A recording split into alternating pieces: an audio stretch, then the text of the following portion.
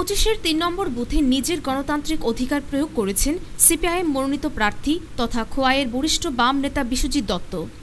News ভ্যানগার্ডকে দেওয়া একান্ত এক সাক্ষাৎকারে বিরোধীদের সকল অভিযোগ খণ্ডন করে জয় নিশ্চিত বলে দাবি করেছেন তিনি। ওনার বক্তব্য, খোয়াইবাসী পাশে আছেন এবং থাকবেন। ভোট সম্পূর্ণ শান্তিপূর্ণভাবে হয়েছে বলেই দাবি করেছেন তিনি। একই দাবি করেছেন বেশ কয়েকটি কেন্দ্রের প্রিসাইডিং অফিসাররাও। ভোট দেওয়া হয়ে গেছে আপনার? হ্যাঁ, আমার ভোট দেওয়া হয়ে গেছে। কত নম্বর কেন্দ্রে বুথে ভোট দিয়েছেন? আমি 25-এর 3। আচ্ছা, এখন পর্যন্ত কি সব এই কেন্দ্রে সবগুলি বুথ সেন্টারে আপনি প্রদর্শন করেছেন বা পরিদর্শন করেছেন? এখন পর্যন্ত এটা 47টা চলে আমার। 47টা, 52টার মধ্যে। 52টার মধ্যে। এই 47টার মধ্যে কি পরিস্থিতি আছে বা কি দেখতে পেয়েছেন? মানুষ স্বতঃস্ফূর্ত ভোট দিচ্ছে এবং আমি যতগুলি সেন্টারে ঢুকেছি সব সেন্টারে আমি যারা এজেন্ট থাকে বিরোধী দলের বা সমস্ত রাজনৈতিক দলের যারা আছেন ওনাদের সঙ্গে আমি কথা বলেছি। কোনো সমস্যা আছে ওরা বলছে না কোনো সমস্যা, ভোট চলছে ভালোভাবে চলছে, উৎসবের মেজাজে চলছে। আমি এখানে কোনো তো সমস্যা দেখছি না। আর আমাদের যে পুলিশ প্রশাসন তো খুব হেল্প করছে, সবাইকে হেল্প করছে। ভোটার মেশিন টেশিন বিকল টিকল নিয়ে কোনো ধরনের অভিযোগ? না, এই পর্যন্ত কোনো অভিযোগ আসেনি। এখনো পর্যন্ত সব ঠিকঠাক? এটা ছিল, এটা নর্মাল কিছু না, এটা ঠিক হয়ে গেছে।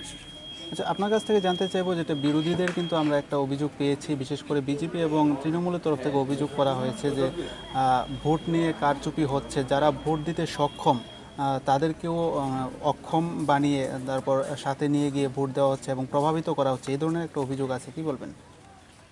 আমি তো জানি খোয়াইয়ের সমস্ত ভোটার খুব সচেতন এবং আমি মনে প্রাণে বিশ্বাস করি যে নিজের ভোট নিজে দিন, একটা গণতান্ত্রিক অধিকার তার। এই রাইটটা হরণ করার মতো কেউ দেবেও না, কেউ এটা ছাড়বে না ভোট দেওয়াটা। তাহলে তেমন তো হওয়ার কথা না। আজকাল তো অনেক, আমরা দেখছি বিভিন্ন সেন্টারে আগের তুলনায় অনেক অসুস্থ রোগী অনেক বেশি, যা লক্ষ্য করলাম আমি আর কি। কাউকে কাউকে হুইল চেয়ারে বসে আনতে হচ্ছে, কাউকে 3 জনে ধরে নিয়ে আসতে হচ্ছে এবং এরার জন্য তো আরও হয়রানি বেশি। এই ফর্ম ফিল আপ করো, এই করো, সেই বলো, এরা করছে। ঠিক আছে, এটা তেমন কোনো কথা না। এটা তো কেন দেবে, একজন তার রাইটটা ছাড়বে কেন? তো বিরোধীদের অভিযোগটা কিভাবে নিচ্ছেন? বিরোধীরা তো অসংখ্য অভিযোগ তারা করবে, তারা করছে। এটা আপনারা একটু ঘুরে দেখতে পারেন তাদের, এবং 22 তারিখে বোঝা যাবে এদের কি আছে না আছে এখানে।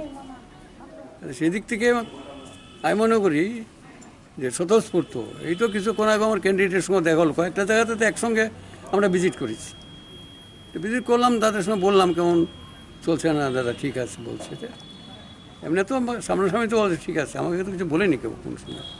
আমি তো তৃণমূলের এজেন্টকেও দেখেছি, তৃণমূলের প্রার্থীকে, ইলেকশন এজেন্টকে আমরা পেয়েছি। তারপর এখানে তো এসে আমি কয়েকটি গার্ডেন এখন আছি, সেখানে তো আমার সঙ্গে একই জায়গাতে বিজেপির ক্যান্ডিডেট উনি ছিলেন, ওনার সঙ্গে আমি কথা বলেছি। উনি আমাকে বলছেন না দাদা ঠিকই চলছে। এরপরে অফিসিয়ালি তারা কি বলবে এটা তাদের ব্যাপার। একটা জিনিস যেটা আমরা জানি যে এই খোয়াই কেন্দ্র সবাই জানে, বা ত্রিপুরা রাজ্যে এই খোয়াই কেন্দ্র বানদুর্গ হিসেবেই পরিচিত। এখানে প্রয়াত বিধায়ক সমীর দেব সরকার বরাবরই এখান থেকে জয়ী হয়েছেন। তো আপনার কি মনে হয়, আপনি কি সমীর দেব সরকারের জায়গাটা দখল নিতে পারবেন? সমীর দেব সরকার আমার মধ্যে অভিন্ন হৃদয়। আমরা একসাথে 2 জন 51 বছর আমাদের রাজনৈতিক জীবনটা চলছে। উনি অকালে প্রয়াত হয়েছেন। খোয়াইতে মানুষ আমাদের 2 জনকেই প্রথম মানুষ চিনত। 51 বছরের একটা আমরা আমাদের নেতৃত্বের সঙ্গে আমরা কাজ করেছি এখানে। এই 51 বছরের মধ্যে তো আমরা মানুষের মনটাকে জয় করতে পেরেছি বলে মনে করি। আমি ভালোবাসা পেয়েছি মানুষের, আমি মানুষের কাছ থেকে স্নেহ মমতা পেয়েছি। আমরা 2 জন সমান সমান। মানুষ এখানে আমাদের ভিন্ন চোখে দেখতেন না।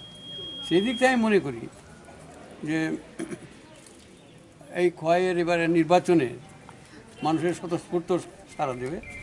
এবং আমার বিশ্বাস, এটা আমার আত্মবিশ্বাস যে বিভিন্ন গ্রুপ সভায়, পাড়া সভায়, জমায়েতে আমার জানা, আমি খোয়াইয়ের ছেলে, নতুন নতুন পরিবার তারা যেভাবে নাকি আমাদের সঙ্গে মিলিত হয়েছে, সেটা আমার আত্মবিশ্বাস যে ভোটের ব্যবধান বাড়বে। বিরোধী আপনি বিজেপি বলুন বা তৃণমূল, একদিকে বিজেপি চাইছে এখানে পদ্মফুল ফোটাতে, অন্যদিকে তৃণমূল চাইছে এখানে ঘাসফুল ফোটাতে। তো বিরোধীদের আপনার মতো কিন্তু সেরকম আত্মবিশ্বাস বিরোধীদেরও আছে যে তারাও এই কেন্দ্রে এবার লাল পতাকা নামিয়ে এখানে ঘাসফুল বা পদ্মফুল ফোটাবেন। তো এই বিরোধীদের যে এই অভিমতটা বা তারা যে আপনি যেরকম খোয়াইয়ের বিভিন্ন প্রান্ত, এ প্রান্ত থেকে এ প্রান্ত চষে বেরিয়েছেন, তারাও চষে বেরিয়েছে, ডোর টু ডোর করেছে, পরিক্রমা করেছে, নির্বাচনী প্রচার সভা সবই করেছে। তো তাদের যে এই অভিমত যে তারা এবার জয়ী হবেনি এখান থেকে, সেই বিষয়টাকে আপনি কীভাবে নিচ্ছেন? আমি তাদের মনের যে ভাবনাটা, অনেক কিছু স্বপ্নে দেখতে পারে, স্বপ্ন তো অনেক কিছু দেখতে পারে। হ্যাঁ, দিবানিদ্রা তো স্বপ্ন দেখে, রাত্রি তো স্বপ্ন দেখে। আমি তার স্বপ্নের মধ্যে কোনো আঘাত করবো না, কিন্তু সঠিক বিষয়টা তো অন্যরকম। সব স্বপ্নে কিন্তু সফল হয় না, আর সব ভাবনাই এটা একটা অতিরিক্ত ভাবনা যদি কেউ ভাবেন, সেটা আমার কিছু বলার নাই সেখানে। সবশেষে আপনার কাছে দুটো প্রশ্ন করবো। একটা হচ্ছে, কেন মানুষ আপনাকে ভোট দেবে বা বামফ্রন্টকে ভোট দেবে, কেন মানুষ বিরোধীদের ভোট দেবে না? মানুষ ভোট দেবে বামফ্রন্টের উন্নয়নমূলক কাজ এবং বামফ্রন্ট, মার্ক্সবাদী কমিউনিস্ট পার্টি। আমরা জনগণকে নিয়ে বিভিন্ন সময় শান্তির জন্য, সম্প্রীতির জন্য, মানুষের ধন প্রাণ রক্ষা করার জন্য যেভাবে আমরা এগিয়ে গেছি, সেখানেই শান্তি, সম্প্রীতি এবং উন্নয়নের জন্য মানুষ ভোট দেবে। আর অন্যটা হচ্ছে, আমাদের তো মানুষ দেখছে, দীর্ঘ ছাত্র জীবন থেকে আরম্ভ করেছি লড়াই সংগ্রাম, কখনো জঙ্গলে জঙ্গলে পুলিশের ভয়ে, কখনো বা জেলের অন্তরালে। কাজে মানুষ তো দেখছে আমাদের নীতি আদর্শ একটা জায়গাতেই আমরা রেখেছি। আমরা কখনো ডিগবাজি খাইনি। মানুষদের একটা রাস্তা নিতে হচ্ছে, এই মিছিলটা এখন বড় হয়ে গেছে, একটা একই রাস্তায় একই পথে আমরা চলছি দীর্ঘ 51 বছর। সেদিক থেকে মানুষের প্রতি একটা আস্থা, বিশ্বাস আমাদেরও আছে, তারাও আমাদেরকে বিশ্বাস করে। অনেক কষ্টে, অনেক ঘাত প্রতিঘাত সহ্য করে তো আমরা এগিয়ে চলছি। যত ফুল বিছানোর পথে আমরা এগিয়ে যাইনি। ছাত্র জীবনে তো আমাকে কংগ্রেসের যারা দুষ্কৃতিকারী স্কুলের মাঠের মধ্যে ছুরিকাঘাত করে স্কুলের আঙ্গিনাটাকে তারা অপবিত্র করলো, মাস্টারমশাইদের প্রহার করলো। সেই জায়গায় মানুষ দেখেছে যে বুক চিতিয়ে আমরাই তো এগিয়েছিলাম এবং ছুরিকাঘাতে ক্ষত বিক্ষত হয়েছি। জেলের অন্তরালে মানুষ দেখেছে আমাকে, ক্ষুধার্ত নিপীড়িত এলাকার মধ্যে মানুষ দেখেছে আমাকে দেখেছে, যাত্রার মঞ্চে দেখেছে, দাপিয়ে বেরিয়েছি, নাটকের মঞ্চে দেখেছে, নর্থ ইস্টার্ন জোন, উত্তর পূর্বাঞ্চল এবং পশ্চিমবাংলায় বিভিন্ন মঞ্চে দাপিয়ে বেরিয়েছে।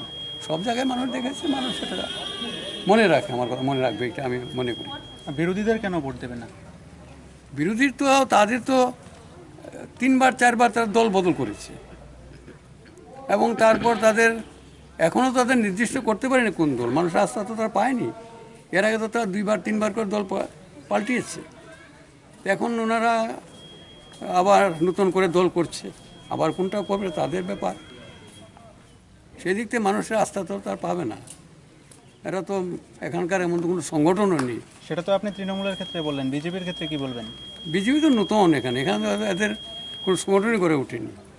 আমরা যা দেখেছি তো এখানে এদের কিছুই নেই, এখানে সংগঠন কিছু নেই, চলছে। এরা যদি এগিয়ে যেতে পারে তো যাবে, আমার তো আপত্তি নেই। নীতি আদর্শ নিয়ে যদি কেউ এগিয়ে যায় চলে যাবে। তাহলে এই কেন্দ্রে আপনার মূল প্রতিপক্ষ কাকে দেখছেন, মূল বিরোধীকে? এখন মূল বিরোধী হওয়ার জন্য, মানে দ্বিতীয় হওয়ার জন্য তারা তিনও পার্টি সমানভাবে দৌড়চ্ছে। দৌড়টা শেষ হলে যে রেফারি থাকবেন উনি ডিসাইড করবেন কে মানে দ্বিতীয় হবে। 22 তারিখ সেটা ঠিক হয়ে যাবে, সেটা আমি এখন বলতে পারছি না। আপনি কি এক প্রকার এটা বলতে চাইছেন যে 22 তারিখ আপনি জয়ের হাসি আসবেন, প্রথম থেকে যেটা বললেন? আমি তো বলছি জয় তো এটা আমার আত্মবিশ্বাস, জয় তো হবই। এখন আমাদের দেখা হচ্ছে এটাই যে কত মার্জিনে আমরা জিতবো, সেটাই বড় কথা।